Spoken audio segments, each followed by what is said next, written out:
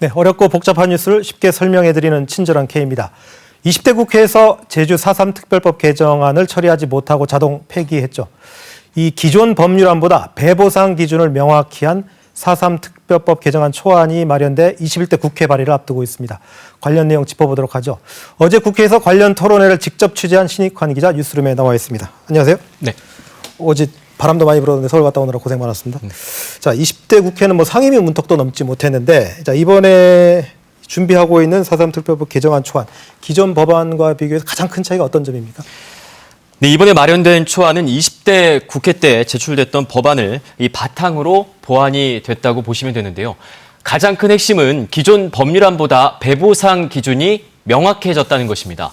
보상안은 20대 개정안에는 시행령에 맡겼지만 이번 개정안 초안에는 법률안에 반영했습니다.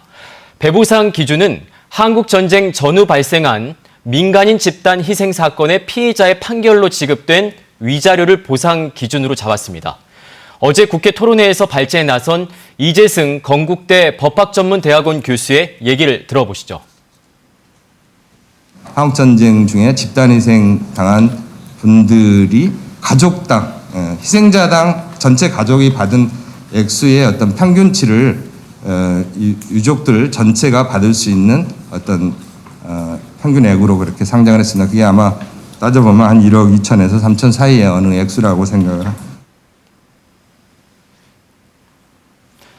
네, 이재승 교수가 말한 사법부 판결로서 보상금이 지급된 사례 5천여 건이 넘는 것으로 집계가 됐습니다. 자, 기준이 보죠. 한국 전쟁 전후 발생한 민간인 집단 희생 사건의 피해자에 대한 판결로 네. 지급된 위자료, 이게 그렇습니다. 이제 보상 기준이라는 얘기인데, 네네. 특별하게 이 기준을 잡은 이유가 있습니까?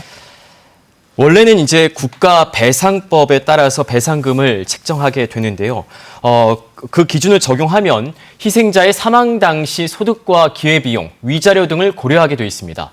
5.18 광주 민주화운동과 부마항쟁 희생자 등은 이러한 기준으로 보상금이 책정이 되는데요. 하지만 4.3 사건은 너무 오래전 일이기 때문에 이런 기준을 적용하는 게 어려운 상황이라고 합니다. 그래서 앞서 말씀드린 한국전쟁 전후 국가에 의한 민간인 집단 희생 사건을 대상으로 판결로 지급된 위자료를 보상 기준으로 잡은 것입니다. 이 기준은 희생 당시를 기준으로 하는데요. 민간인 집단 희생 사건을 대상으로 판결에 따라 지급된 위자료를 보면 본인 8천만 원, 배우자 4천만 원, 부모 800만 원, 형제 자매 400만 원 등으로 책정이 됐습니다. 예를 들어 부인과 아들, 딸 이렇게 네 식구였다면 본인 8천만 원에 배우자 4천만 원, 아들, 딸 800만 원씩 이 1,600만 원 해서 1억 3,600만 원의 보상금을 받게 되는 것입니다. 조금 설명이 좀 정확하지가 않은 것 같은데, 그러니까 4.3 사건 사망자 희생 당시에 네 식구여서 1억 3천만 원이 나오는 게 아니죠. 그러니까 예를 들어서 본인이 죽었다, 8천만 원 받는 건 아니죠.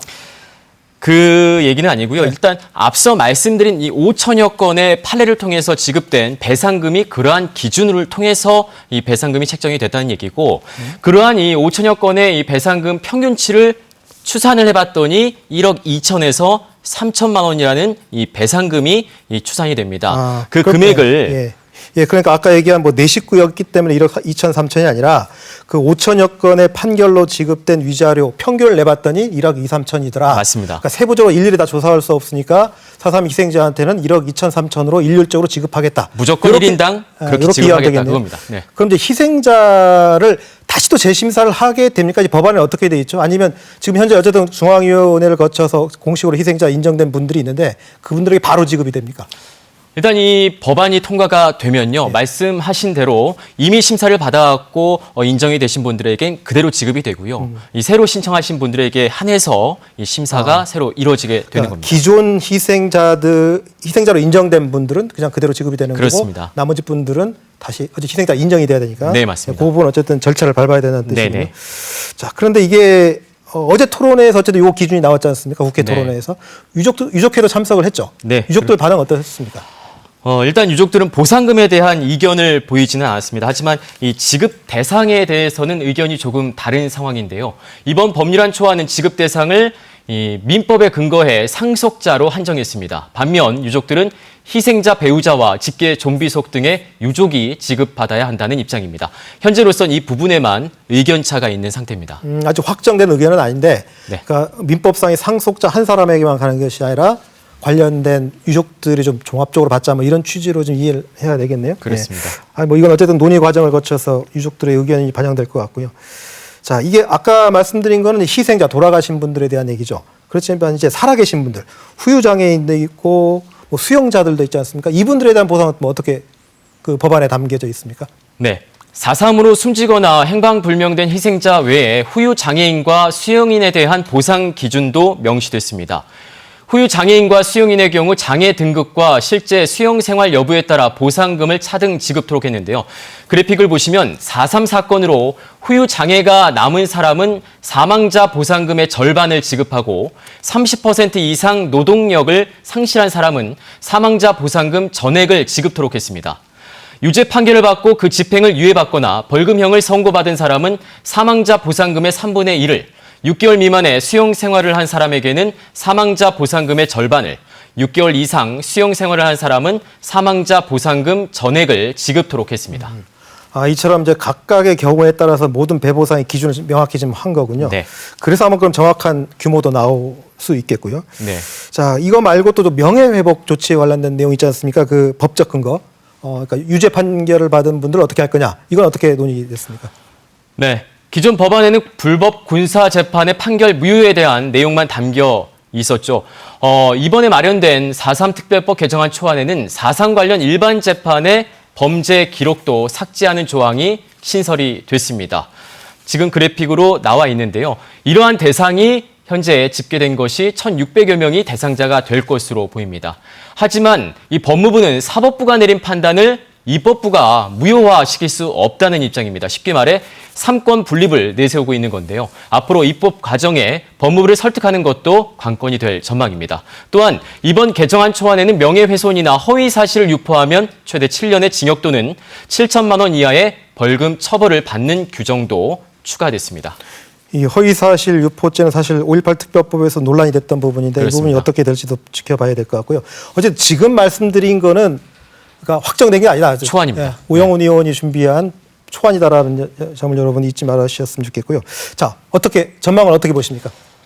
일단 다양한 전망이 나옵니다. 이번에 마련된 4.3 특별법 개정안은 이 법제처 심의와 의견 수렴을 거쳐 다음 달 초에 정식 발의될 예정입니다.